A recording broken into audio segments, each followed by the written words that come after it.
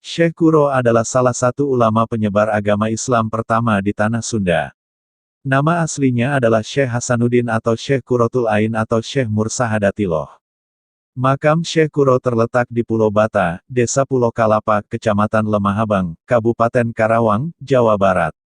Dalam sejarahnya diceritakan awal mula penyebaran Islam di Karawang bermula ketika Syekh Kuro mendirikan pondok pesantren yang bernama Pondok Kuro, yang memiliki arti tempat untuk belajar Al-Quran pada tahun 1418 atau 1340 Saka.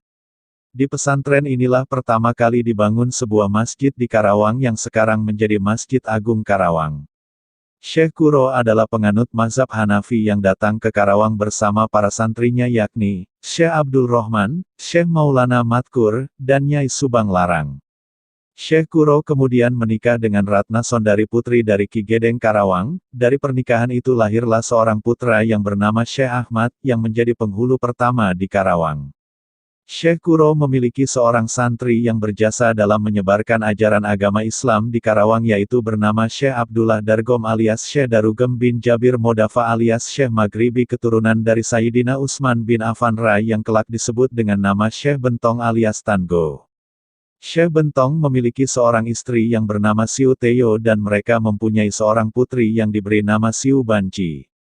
Ketika usia anak Syekh Kuro dan Ratna Sondari sudah beranjak dewasa, Syekh Kuro menugaskan santri-santri yang sudah cukup ilmu pengetahuan tentang ajaran Islam seperti Syekh Abdul Rahman dan Syekh Maulana Matkur untuk menyebarkan ajaran Islam ke bagian selatan Karawang, tepatnya ke Kecamatan Teluk Jambe, Ciampel, Pangkalan, dan Tegalwaru sekarang.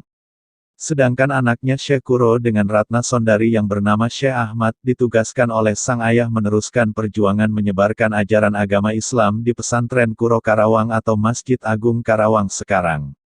Sedangkan sisa santrinya yang lain yakni Syekh Bentong ikut bersama Syekh Kuro dan Ratna Sondari istrinya pergi ke bagian utara Karawang tepatnya ke Pulau Bata Desa Pulau Kalapa Kecamatan Lemahabang Kabupaten Karawang sekarang untuk menyebarkan ajaran Islam dan bermunajat kepada Allah SWT. Di Pulau Bata Syekh Kuro dan Syekh Bentong membuat sumur yang bernama Sumur Awisan, yang sampai saat ini sumur tersebut masih dipergunakan.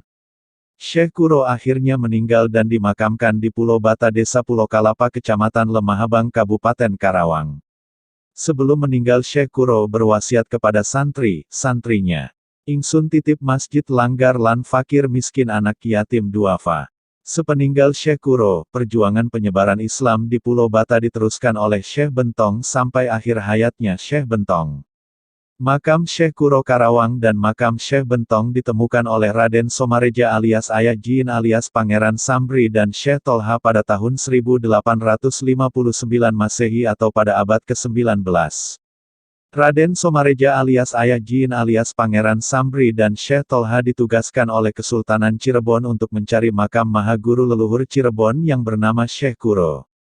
Bukti adanya makam Syekh Kuro Karawang di Pulau Bata, Desa Pulau Kalapa, Kecamatan Lemahabang Karawang, diperkuat lagi oleh Sunan Kanoman Cirebon yaitu Pangeran Haji Raja Adipati Jalaluddin saat berkunjung ke tempat itu, dan beliau memberikan surat pernyataan putra mahkota Pangeran Jayakarta Adiningrat ke-12.